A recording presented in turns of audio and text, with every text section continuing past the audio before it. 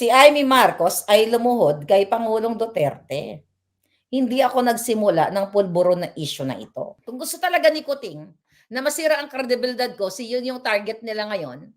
Okay? Yan yung target nila ngayon na matagal na nila ako tina-target mga palangga. The moment I open my mouth here tungkol sa pulboronic na ito, okay? At hindi pwede pa sinungalingan ni Kuting dahil mismo, si Amy Marcos ay lumuhod kay Pangulong Duterte. Hindi ako nagsimula ng pulburo na issue na ito. Kung gusto ni Kuting ito dalhin sa korte, syempre gusto nila, sinungaling si Marlica, kasuhan natin si Marlica, dalhin nyo, ipaporensik ko to sa Amerika.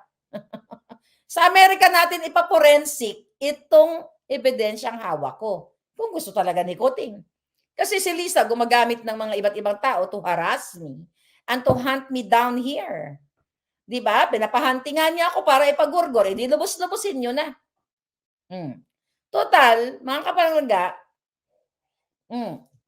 dahil nga naaalarma na sila ngayon at pinapa-alerto na ni Lisa Tanas na i-discredit si Marlica. Gawin na sabihin ninyo. Sabi ko sa inyo, ang sabihin gawa sa rekto, gawa sa rekto.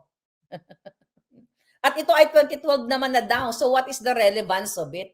Mga tanga. Mga julul, Kalisa.